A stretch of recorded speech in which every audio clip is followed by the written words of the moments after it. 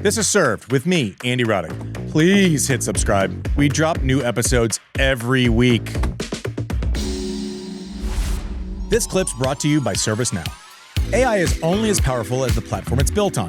With the ServiceNow AI platform, your AI, data, and workflows all work together, connecting every corner of your business. To see how you can put AI to work for people, visit servicenow.com/AI-agents. A lot of questions suddenly around Jannik Sinner.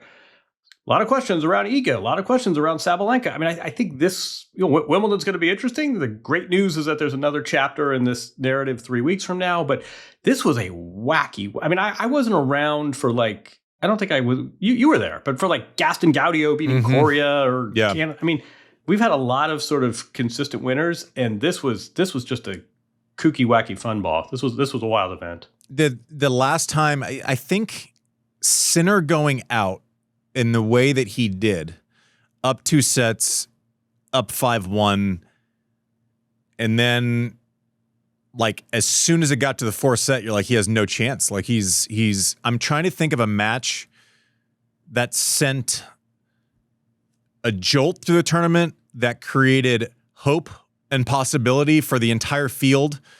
I'm trying to think of one 25-minute section from when he goes, up serving for it to 5-all, and I don't know that he can make it through this thing at all.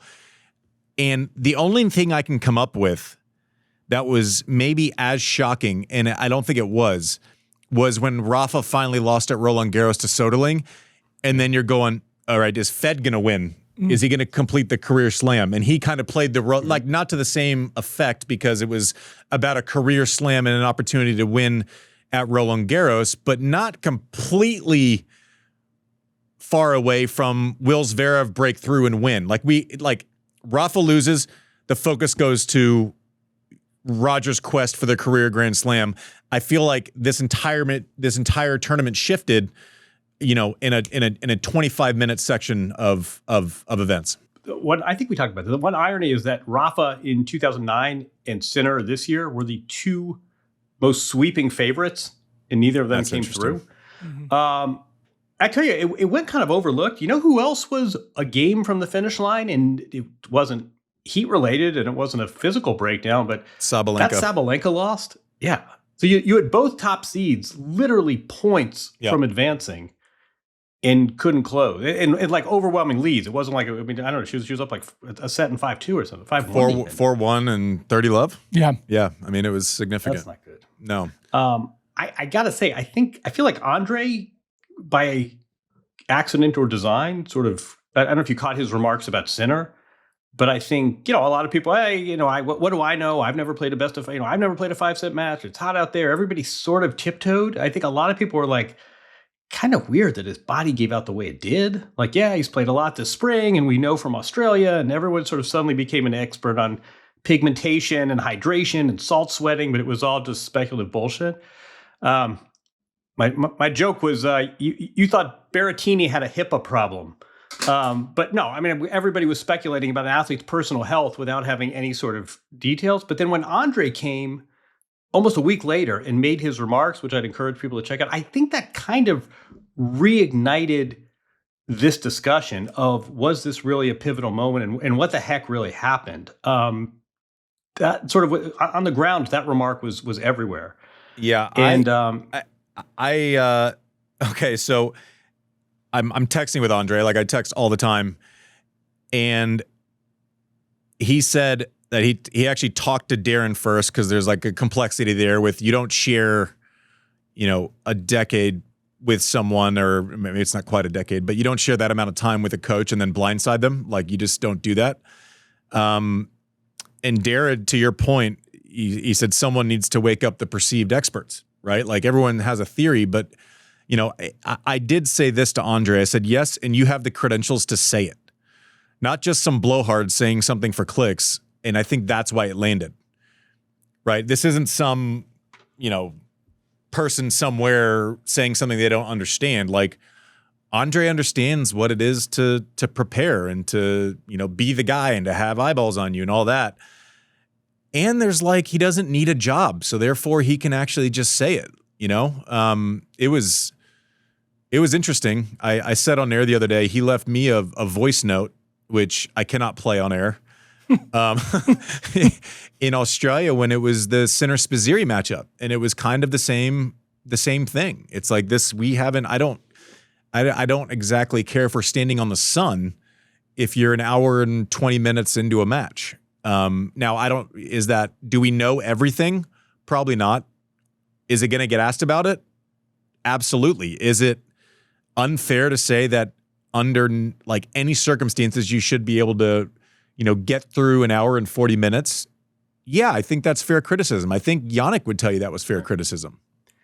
I think so too. And I also think it's, we've had players have trouble. We've had rivalries. We'd have players that have trouble with certain matchups. We've had players that are injury prone and the Delpos of the world who just kick the injury bug. I can't recall this. And the one thing I think we need to make clear that Jannik Sinner does not cut corners. This is not a guy who's cheating on his fitness. This is something that a real expert needs to explore. This isn't a case of his being lazy or out of shape or anything like that. But, we said before the tournament, what could stop Jannik Sinner? And it was a what and not a who. And the what, without, credit to Cerundolo as well. But, it certainly, the plot thickens. And I think you're totally right. Andre coming in, not just with the credibility, but with the Darren relationship. Andre is, on the one hand, the guy's kind of, he doesn't need to work. He's kind of at a point in his life where he's out of fucks. But he also, this is not a hothead. He's not someone who's just popping off. He's speaking from knowledge. So. Listen, Andre went away. We didn't see him for 15 years. He's not in the attention business, right? He's not one of the ones who, needs to be at every match, doing every match, in the mix, never was away from tennis. Like that's not his deal. He only came in for 4 days, but he left a little bit of a trail. But I don't know that anyone's looking at him and saying like that's completely out of line or unfair. It is. He has the credibility. Well, it's also shocking to see. Like, I said yes. Listen, hot in Paris is different than hot in Washington D.C. Right? So like we're talking to like one of the days it was like 91 and everyone's like it's so hot. I'm like this is every match of the U.S. summer for 5 weeks. Like this is an off day. So sure, and there's not really time to acclimatize. Like going to the U.S. summer, you're getting into that heat a little bit. Going to Australia, you should be able to get into the heat a little bit to get used to it. This was out of nowhere after you've been playing in 60-degree weather in Europe for 5 weeks, and it's just not going to go away if through the first 2 majors of the year you were able to survive the Spisiri match. But I think he was, I said this back then, I think he was done in that match if he doesn't get the benefit of the rule, not some person's choice, the rule that specifically states you have to close the roof at a certain time. So this is an issue that you can't just really like sweep under the rug because I guess it's chronic at this point. Yeah, the flip side is this is theoretically solvable. Mike, I'm sure you know this. UFC fighters all the time go to these labs and they get every sort of perspiration test and they get hydration tests. And you talked about it with Carlos Novak, by the way, 3 years ago when he went in that full body cramp and said, listen, he needs to sort of tidy this up. And he did. So I do think this is a solvable problem. There's sports scientists and clinics that specialize in this, but I can't recall seeing this. And I was thinking just sort of big picture. We're in this weird spot where Sinner, absolutely dominant player, and he's won, whatever the math is, one of the last 5 majors. And Sabalenka hasn't lost her grip on number one either. She's like won one of the last 6. So you have these 2 number ones who are very firmly in position.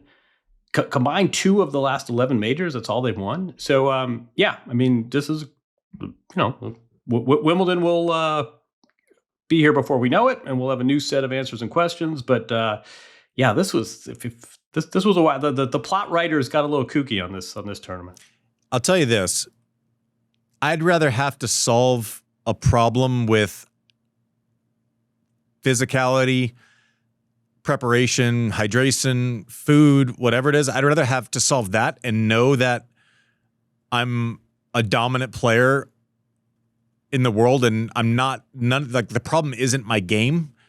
It's these things that I have to find to let my game, I'd rather be in that situation than be fully hydrated and not being able to hit a fucking backhand. That's not that was ever my reality, but I'd rather be in Sinner's position with that to solve than, not being number one in the world and not having won a bunch of thousands.